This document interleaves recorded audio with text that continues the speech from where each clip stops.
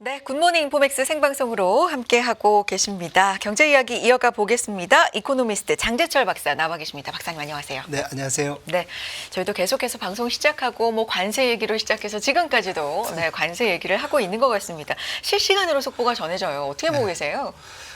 되게 혼란스럽죠. 왜냐하면 트럼프 대통령의 그 특징이라고 하면 한번 얘기한 거는 하거든요.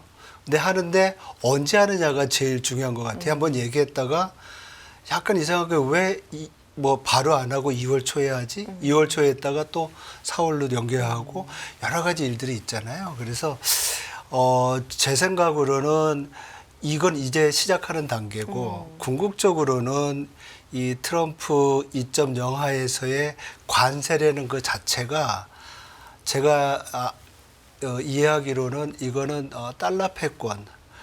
그러니까 여태까지 우리는 그 기술과 교육에 있어서의 경제적 패권 얘기했는데 요번에 그 뭐라 그럴까요? 그 경제위원회 위원장 그 미란이라는 사람이 11월 달에 보고서 쓴 걸 보면 국제 무역의 구조조정을 위한 지침서 하면서 구체적인 내용들을 쓰면서 관세가 왜 필요한지에 대해서 얘기를 했어요. 근데 그 관세가 필요한 것이 뭐냐면 미국 경제가 기본적으로 달러 패권주의를 유지해 왔었잖아요. 네. 달러가 기축통화고 달러가 더 많이 쓰여져야지만 미국 경제가 어떻게 보면 세계 경제에 영향을 미치면서 리더십을 가져갈 수 있는 그런 상황인데 이게 오래 지속이 되니까 그 달러 패권을 유지하기 위해서는 미국이 계속 세계 경제에다 달러를 공급해야 되잖아요. 그게 바로 경상수지 적자로 나타나는 거거든요. 네. 그리고 경상수지 적자는 또 다시 리사이클링 되면서 많은 미국 외에 다른 나라들이 준비 자산으로서의 미국 국채를 사는 거고 얘기 많이 들으셨을 거예요. 그렇죠? 그러면서 이게 달러가 강세가 되는 거예요. 계속. 그러니까 미국 경제는 계속 경상수지가 적자가 되고 외환 위기나 아니면 또 경상수지 적자면 또 재정 수지도 또 적자가 돼요. 그 균형이 맞기 네. 때문에. 그래서 경제 펀더멘털이 계속 망가지는 상황에서 미국 경제가 이게 지속 가능한지. 그래서 이걸 해결할 수 있는 방안이 두 가지가 있는데 네. 달러 강세를 약화시키면서도 달러 패권을 유지시킬 수 있는 게 하나가 관세고 하나는 1985년에 있었던 플라자 합의처럼 말하라고의 다 모이게 해가지고 거기서 또 한 번 달러를 강세에서 약세로 돌릴 수 있는 협상을 하는 두 가지 방법이 있다고 했는데 그거 두 가지 방법 가기 전에 먼저 이제 관세 가지고서 이 경상수지 적자 부분을 좀 축소를 시키고 그래서 미국에 더 수출을 하고 또 미국의 제조업이 살아날 수 있고 그래서 미국이 더 오랫동안 달러 패권을 가져갈 수 있는 방법으로서의 관세가 들어온 거기 때문에 이게 그냥 우리가 지금 멕시코와 캐나다에 대해서는 캐나다 총리한테도 얘기할 때 이거는 마약 전쟁이라고 얘기를 하잖아요. 사실 대부분의 마약은 멕시코에서 올라오는데 이거는 어떻게 보면 이 모든 것을 세팅하기 위한 소위 말해서 국제경제 권한법이라는 거 있잖아요. 행정명령을 쓸 수 있는 법적 기반이 되는 거. 그건 하나의 터울이고 그걸 통해서 관세를 가지고서 이런 모든 무역 불균형을 조정하는 그런 목적이 있다라고 우리가 이해를 하면 이게 그냥 한 달 유예해놓고 그다음에 없어지겠지라고 생각하면 안 될 것 같아요. 좀 더 큰 그림으로. 그렇죠. 그러니까 네. 이게 보편 관세가 나왔을 때 네. 굉장히 이제 당황스러웠었거든요. 네. 왜냐하면 세계 경제는 WTO 체제하에서 소위 말해서 자유무역을 하고 있던 상황인데 보호무역으로 트럼프 1.0에서 돌아왔고 그때는 중국을 타겟했다고 그랬지만은 물론 우리도 이제 FTA를 수정을 하고 캐나다, 멕시코도 그랬잖아요. 네. 근데 이 트럼프 2.0에서는 보편 관세로서 모든 교역 국가들한테 부과하겠다 이렇게 얘기를 했잖아요. 거기는 동맹과 적국도 필요 없이. 그래서 이러한 어떤 큰 이 스킴이 큰 계획이 아까 말씀드렸던 기본적인 달러 패권에 대한 그 유지와 지속을 위한 거라고 하면 제가 볼 때는 앞으로도 계속 그러니까 이렇게 되겠죠. 중국, 멕시코, 캐나다 먼저 때리고 그 전에 콜롬비아 슬쩍 건드려 놓고 그 다음부터는 이제 어떻게 보면은 교육 수지가 많은 무역 수지가 큰 국가들한테 돌아가면서 아마 비슷한 요구를 하면서 미국이 원하는 것들을 가져올 거로 보는데요. 그 과정에서 분명히 무역 마찰이라고 그럴까요? 뭐 관세를 매긴다든지 일정 부분 있던 상품에 대해서 쿼터를 매긴다든지 미국의 제조업을 살리기 위한 방법으로 네. 그런 것들은 아마 계속 진행되지 않을까 이렇게 생각이 됩니다. 취임 전부터 그러니까 당선되기 전부터 이 달러 패권에 도전을 한다면 관세로서 또 그렇죠. 응징을 하겠다라는 것도 공공연히 지금 얘기를 해왔고 맞습니다. 박사님 말씀은 그러니까 좀 더 뭐 아주 세부적인 촘촘한 협상도 물론 지켜봐야 되겠지만 큰 그림은 달러 패권을 유지하면서 달러 강세를 좀 약화시킬 수 있는 그렇죠. 이런 방향으로 가기 위한 그렇죠. 지금 절차를 밟고 있는 거다 이런 말씀해 주셨습니다. 지금 얘기하고 있는 게 물론 단기간에 미국 내부에서도 국민들도 고통은 있을 수 있는데 워낙에 그동안에 미국이 많이 이용을 당해 왔으니까 이 관세는 해야 된다라고 정당성을 지금 부여하고 있는 상황이거든요. 그렇죠. 근데 무역 적자를 보면 지난해 미국이 무역 적자를 많이 본 국가에 우리도 8위에 지금 랭크가 돼 있고요. 그렇죠. 네. 그 앞뒤로 보면 뭐 일본도 있고 유럽도 있기 때문에 지금 말한 것처럼 다음 타겟은 유럽이 될 것이고 이제 곧 아시아도 온다. 우리도 온다. 지금 이렇게 되고 있는 거잖아요. 네. 관련된 살펴볼 사항들이 좀 있을까요? 네, 그래서 제가 좀 슬라이드를 준비를 했는데요. 지금 화면 보시면 1번 장표를 보시면은 트럼프 일기가 시작한 2017년부터 네, 나오고 있습니다. 2024년까지의 그 대미 수출 네. 규모와 무역 수지 흑자 규모, 녹색이 이제 흑자 규모입니다. 그리고 파란색이 수출액인데 수출 같은 경우에는 이 지난 7년 동안 약 한 연평균 9.3% 증가했어요. 그리고 수입은 5.1%. 그러니까 우리가 수출을 더 많이 한 거죠. 우리가 미국에 그렇죠. 수출을 한 게 지금 파란색입니다. 계속 증가를. 그렇죠. 네. 예. 그리고 이 밑에 표를 보시면 네. 이 기간 동안에 연평균 전체 수출이 9.3%맨 오른쪽에 증가한 거고요. 수입이 5.1% 증가했고 무역 수지는 2017년 대비 2024년에 3.1배나 커진 거예요. 근데 여기서 우리가 봐야 될 것이 우리가 중간재 수출과 소비재 수출이 되게 많이 늘었어요. 그래서 이 두 가지 요인을 좀 봐야 되는데 네. 그리고 1차 상품이라고 하면 농산물이나 원유 이런 것들이에요. 거기에서는 우리가 무역 적자를 보고 있어요. 적자 규모가 트럼프 일기 때보다는 최근에 작년까지 한 3.3배 정도 적자가 커졌죠. 그래서 그 다음 슬라이드를 보시면 네. 이게 왜 이제 어떤 의미가 있는지 우리가 미국에 대한 수출을 굉장히 늘렸다 그랬잖아요. 네네. 연평균 9% 이상 늘어났는데 뭐가 늘어났냐면 2021년부터 보면 그림에서 보시면 이 중간재와 자본재 수출의 증가폭이 커져요. 네. 그리고 반대로 중국에 우리가 중국에다가 수출한 중간재와 자본재를 보면 중간재는 횡보를 하고 있는데 자본재는 내려가고 있어요. 중간재와 자본재를 쉽게 생각하면 뭘까요, 박사님? 자본재는 설비 투자나 뭐 이런 것들이고 중간재는 그렇게 해서 공장을 져놓으면 원재료나 아니면 필요한 어떤 부품들을 수출하는 그런 것들도 볼 수 있고요. 네. 또한 어떤 설비 일부분도 중간재로도 들어갈 수가 있어요. 그래서 이 특징을 왜 보여드리냐면 2021년 이 기점으로 해가지고 트럼프 일기가 이제 끝나는 상황이죠. 2기가 저 바이든 대통령 들어오는 시점. 이 세로로 점선으로 지금 표시해 주신 2021년. 2021년 그때를 비교해가지고 상당히 우리나라가 미국과 중국에 대한 수출의 어떤 구조적인 변화가 있었다.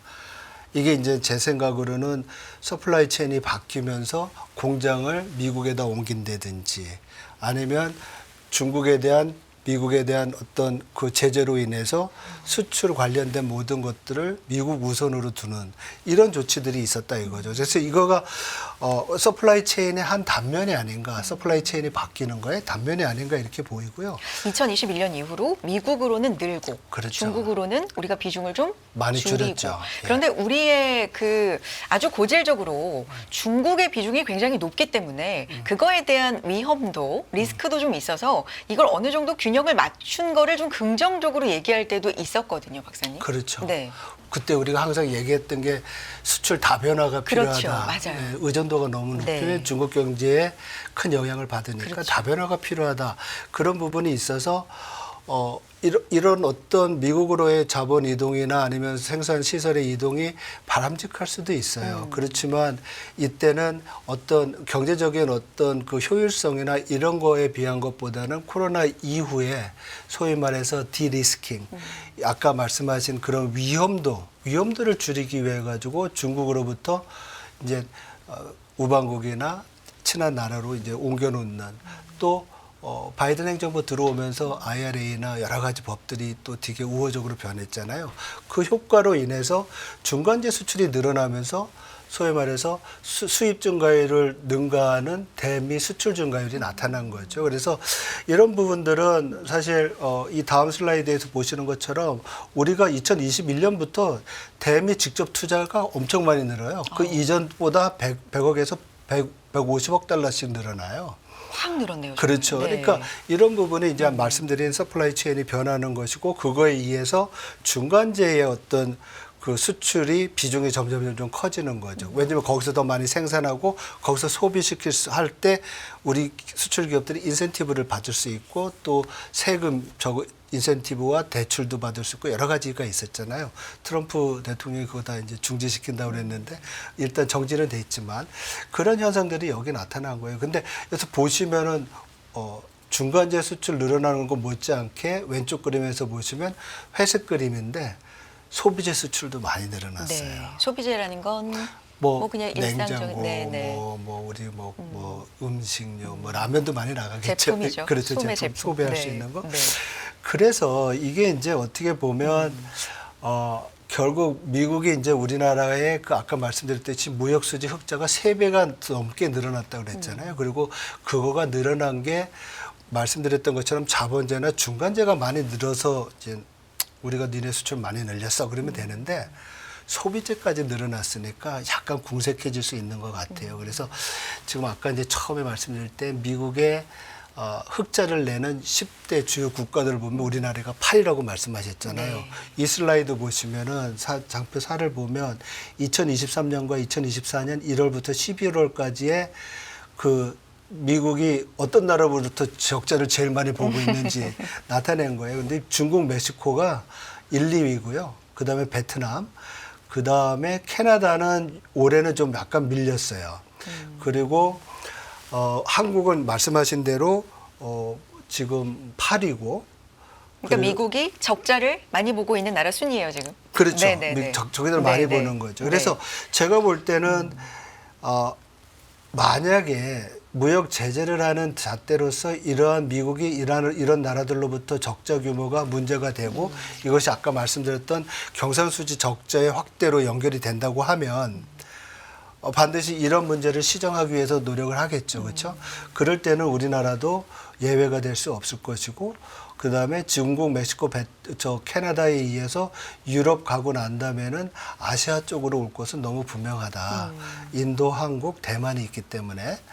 그리고 재밌는 거는 영국이 있어요. 영국은 근데 트럼프 대통령이 우리나라는 영국 총리랑 되게 친하고 뭐 우리는 문제 곧 해결할 수 있을 것 같다라고 얘기를 했는데 여기서 보시면은 미국은 영국한테 무역 수지 흑자를 보고 있어요. 네. 그러니까 그렇게 급하게 영국을 이렇게 막 위협할 필요는 없고요. 보시다시피 대부분의 유럽 국가에 대해서 미국이 무역 수지 적자를 보고 있기 때문에 그 다음 타겟은 유럽이 될 가능성이 크다는 거죠. 지금까지의 상황을 보면 멕시코도 한 달 좀 유예고 캐나다도 이제 유예 소식이 조금 전에 들려왔거든요. 이렇게 협상을 지금 계속해서 하고 있는 거예요. 어제까지만 해도 협상 과정도 없이 그냥 부과를 2월 4일부터 하나 보다 였는데 일단은 뭐 한 달 이런 식으로 해서 협상의 여지를 계속해서 두고 있습니다. 여기에서 미국이 취하려고 하는 협상 과정에서 이제 가져가려고 하는 부분들 이건 어디에 있을까요? 일단은 이 모든 관세의 시작이 소위 말해서 국제 경제 권한법이라고 그래서 미국 경제에 심각하게 위협이 되거나 시스템적인 어떤 문제가 있을 때 발동하는 건데 그거로서 펜타닐 얘기를 하고 불법 이민 얘기를 했잖아요. 가장 많이 얘기를 그렇죠. 하는 부분이죠. 그러니까 네. 그 문제에 대해서 캐나다도 그렇고 멕시코도 그렇고 해결책을 보여야 될 것으로 보이고요. 멕시코 대통령은 뭐 발표에도 났지만은 국경에다 10,000명의 또 경비대를 보낼 거다. 뭐 이런 식으로 이제 얘기가 나오고 있잖아요. 그래서 이런 조치들은 있을 거로 보여요. 그렇지만 모두에도 말씀드렸지만 이러한 어떻게 보면 이 모든 문제를 시작한 그 국경 문제와 또 이민 문제와 마약 문제를 떠나서 궁극적으로는 이 무역 적자를 줄이는 것이 소위 말해서 서스테이너블한 지속 가능한 미국의 그 달러 패권이 유지가 될 수 있고 미국의 제조업이 살 수 있는 길이라고 하면 제가 볼 때는 그러고 난 다음부터는 무역 적자를 줄일 수 있는 노력을 분명히 강요하지 않을까 이렇게 보입니다. 그래서 이거는 적어도 중간 선거가 언제 있죠? 미국에 2년 뒤니까. 이 중간 선거 있을 네. 때까지는 트럼프 대통령이 계속 밀어붙일 수도 있고요. 자기가 또 한 번 더 한다 그러면 그 다음에 어떻게 될지 모르지만 어쨌든 간에 여러 가지 그 힘을 가장 지금 뭐 상하 양원 다 가지고 있으니까 그때까지 아마 계속 밀어붙이면서 이러한 글로벌한 무역 불균형을 해소하려는 노력을 하지 않을까 이렇게 생각을 합니다.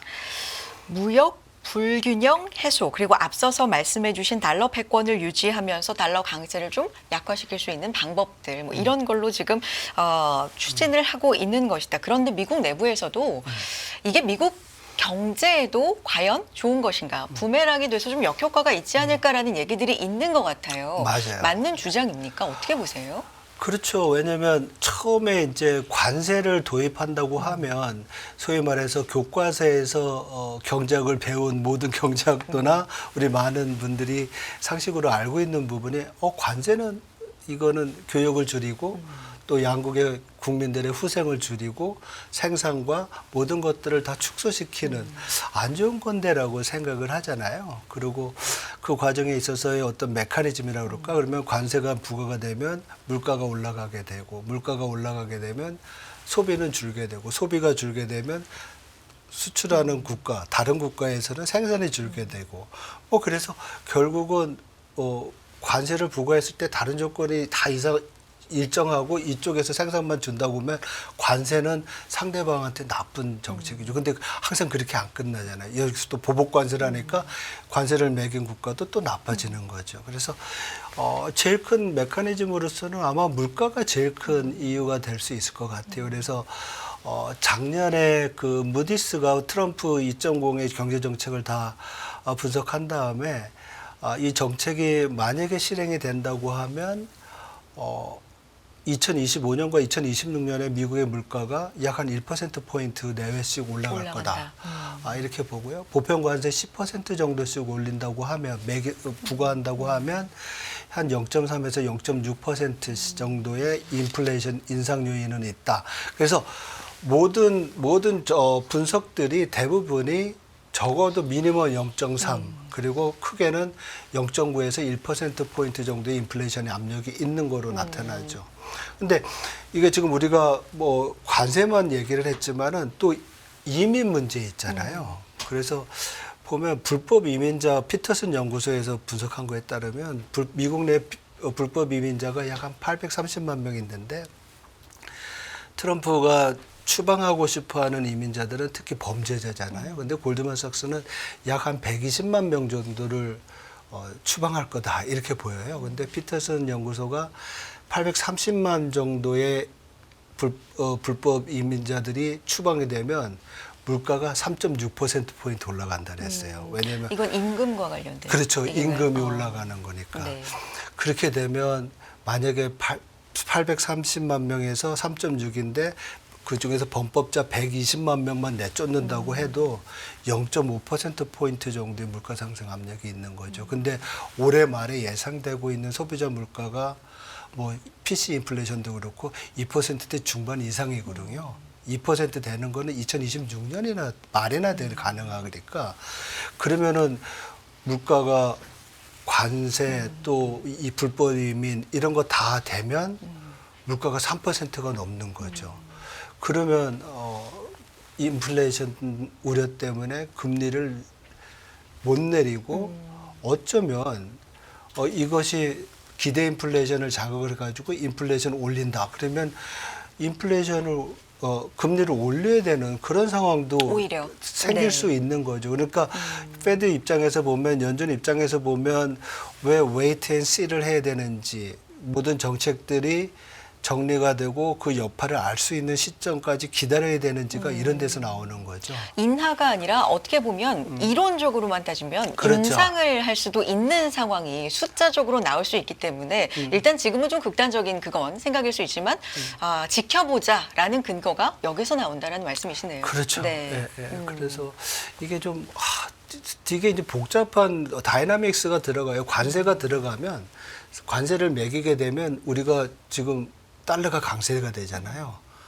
그러니까 다른 나라 통화가 약세가 되니까 그쪽에서 물가를 낮춰서 보내는 그런 또 역할도 할 수 있거든요. 그래서 이게 아까 말씀드렸던 관세로 인해서 0.3에서 1%포인트의 물가 상승 압력, 뭐 이민자 0.5%포인트 올라간다 한다 그러더라도 실질적으로 경제에 충격을 주는 거는 진짜 그만큼 될지는 불확실한 거예요. 그래서 이걸 지켜봐야 되는 거고 그런 점에서 통화 정책이 상당히 올해 하반기로 갈수록 어려워질 가능성이 있다 이렇게 생각이 들어요. 그래서 제 생각으로는 연준이 금리를 인하한다고 하면 될 수 있으면 상반기나 3분기 정도에 인하를 해놓고 그 다음에 한번 보는 게 낫지 않나 이런 생각이 좀 듭니다. 네.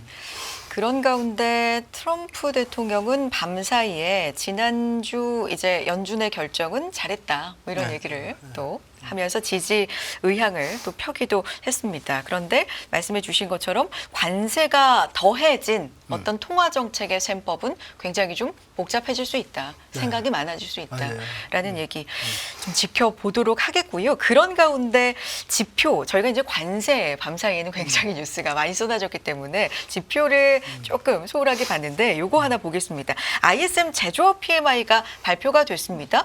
50.9로 나왔어요. 그렇죠. 네. 예상치가 50 미치였는데. 49.8. 네, 근데 네. 50 이상으로 이제 나왔어요. 요거 이제 확장 국면이라는 얘기인데 요 의미가 있을까요? 있죠. 네. 왜냐하면 지금 우리 4분기 미국 경제 성장률이 2.3% 나왔잖아요. 3분기 3.1에서.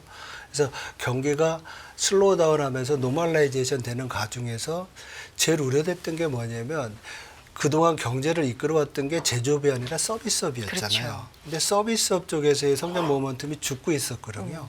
근데 이제 제조업 부분이 다시 리바이브 한다 그러면은 경기의 어떤 둔화, 냉각 속도를 좀 완화시킬 수 있는 거잖아요. 그래서 지금 PMI 50 넘은 게 26개월 만에 네. 처음이고요. PMI 지수를 우리가 소비, 생산, 또 투입 이런 면에서 본다고 하면 이 수요 부분도 지금 되게 강건하게 나왔어요. 다 50을 넘고 그리고 생산 부분도 전월보다 좋다든지 아니면 또 개선이 되는 부분이 있어서 생산, 소비, 수요, 생산, 투입 이런 모든 부분들이 향후 미국 경제에서 제조업 부분에 있어서의 어떻게 보면 좀 개선될 수 있는 그런 부분들이 좀 시사하는 그런 지표였다라고 볼 수가 있는 것 같아요. 그래서 제가 볼 때는 그중에 나쁜 소식은 아니다 이렇게 볼 수 있을 것 같아요. 애틀랜타 연은이 이제 실시간으로 GDP를 성장률을 추정하고 있잖아요. 이게 GDP 나옵니다. 1분기 추정 개시 직후부터 이제 대폭 상향돼서 3.9%가 나와서 물론 이거는 얼마든지 수정될 네, 가능성이 아마 계속 있지만 하향 조정될 겁니다. 1%포인트가 높아졌다는 것 자체는 굉장히 경기가 약간 둔화 쪽으로 우리가 예상을 했었는데 견조하다라고 받아들일 수 있을까요? 지금 상황으로는. 그러니까 이제 3.1%에서 2.3%로 내려왔을 네. 때 이게 둔화라고 얘기를 해야 될 건지 아니면 미국 경제의 잠재 성장률이 2%인데 3.1%에 성장했던 게 어떻게 보면 되게 과열됐던 게 과열 국면에서 정상화 정상화되는 쪽으로. 그렇게 해석을 네. 해야 될 것 같아요. 왜냐하면 우리가 이거 둔화다, 냉각이다 이렇게 얘기를 하면 네. 이것이 궁극적으로는 경기 침체로 가는 거 아닌가 이런 생각을 하잖아요. 근데 요번에 모든 전망의 어떤 수치들을 보면 적어도 2025년에는 아직까지는 경기 침체보다는 노랜딩, 잠재 성장률을 상회하는 성장이 예상이 된다. 이런 수준이거든요. 그래서 좀 뜨거웠던 경제가 2.9, 2.8%씩 굉장히 과열됐던 경제가 이제 약간 김이 빠지면서 정상화되는 그런 관계로 보면 될 것 같고요. 네. 그거를 또 지탱해 주는 게 굉장히 강건한 소비잖아요. 네, 그렇죠. 소비가 잘 유지가 되고 있고 노동시장도 지금 뭐 그렇게 좀 잘 유지되지 않나 이렇게 봅니다. 그래서 7일 날인가요? 이번 주에 이제 고용 지표 고용. 나왔잖아요. 네. 그런데 그 비농업 부분에서 일자리 수는 지금 약 한 20만 개 내외 늘어날 거로 보여요. 마켓 컨센서스는 지금 17만 개거든요. 저는 20만 개 보는 이유가 코로나 이후에 1월 달, 2월 달에 취업자 수가 좀 많이 늘어나는 어떤 계절적인 또 요인들이 있었어요. 그래서 이걸 우리가 그냥 시즈널 뭐 계절적 잔차라고 그러나 뭐 그래서 참 설명하기도 어려운 부분인데. 뭐 일시적인 거냐, 예. 계절적으로. 근데 이게 시즈널리티를 계절성을 조절하면은 이게 툭 쳐가지고 스무스해야 되거든요. 근데 그렇지 못해가지고 계절성을 고려해도 남아 있어가지고 시즈널 리시주얼 계절적인 어떤 잔차들이라고 얘기를 하는데 그런 부분도 좀 있었고. 그리고 신규 실업수당이나 아니면 그 계속 실업수당 청구하는 것들이 굉장히 스테이블합니다. 그리고 일부에서는 LA 그 산불 난 거예요. 화재랑 또 굉장히 추웠잖아요. 그 취임식 날도 엄청 추웠잖아요. 그렇죠. 그래서 네. 이런 것 때문에 좀 취업자가 줄거나 실업이 늘 거라고 생각을 했는데 그렇게 큰 임팩트는 아닐 거라고 지금 보고 있습니다. 고용도 견조할 것이다. 예, 그래서 실업률도 지금 지난달과 마찬가지로 네. 4.1% 정도 네. 유지될 거로 보고 있습니다. 알겠습니다. 박사님은 환율 얘기 좀 여쭤보고 싶은데 달러원 환율 어제도요. 뭐 초반에 20원 가까이 상승해서 1,472원까지 받고 마감가는 1,467원대 했습니다. 이게 이제 주간 거래 기준으로 3주 만에 최고치인데 일단 이 거래일간 굉장히 좀 급격한 또 변동성을 한 30원 올랐죠. 맞아요. 예, 보였어요. 환율 어떻게 보고 있습니까? 이제 지금 1월 20일 날 예상했던 것이 2월 초로 왔다가 2월 초에 있다가 다시 또 한 달이 연기됐잖아요. 관세. 네. 이 얘기는 지금과 같은 오르락 내리락이 계속될 가능성이 커요. 그리고 궁극적으로는 앞에 이제 슬라이드에도 보였지만 대미 무역 흑자 8위국인 한국에 언젠가는 뭔가 떨어질 거거든요. 기다리고 있는 그렇죠. 상황인 거죠. 그런 상황이 된다고 하면 지금 1월 초에 1,470원, 80원까지 갔었잖아요. 네. 그러다가 관세 유예되면서 1,430원대 후반까지 내려왔었는데 지금 1,400 뭐 얼마죠? 1,400 얼마? 지금 67원. 67원, 네, 70원. 달러원. 네. 그러면 이게 80원 정도 갔다가 네. 거기서 만약에 관세를 맞는다 그러면 1,500원은 충분히 갈 수 있을 것 같아요. 근데 문제는 그러고 난 다음에 이런 어떤 충격 이후에는 또 하향 안정될 수 있는 그런 조건들은 마련될 것 같습니다. 그래서 제일 중요한 거는 불확실성이 관세를 부과받든 아니면 면제를 받든 그 불확실성이 해소되는 시점이 되면 그다음부터는 좀 환율이 하향 안정될 가능성이 있다고 봅니다. 그래서 상반기 중에는 제가 볼 때는 1,445원 내외에서 계속 오르락 내리락 하지 않을까 이렇게 생각이 듭니다. 박스권에서 예, 이 정도 흐름으로 일단 관세에 대한 이야기 뭐 뉴스 플로우에 따라서도 계속해서 그렇죠. 네, 움직일 가능성 여기까지 듣도록 하겠습니다. 오늘 경제 전반에 대해서 또 관세에 대해서 특히 좀 자세하게 자료 토대로 해서 말씀해 주셨어요. 이코노미스트 장재철 박사 함께했습니다. 박사님 말씀 고맙습니다. 고맙습니다.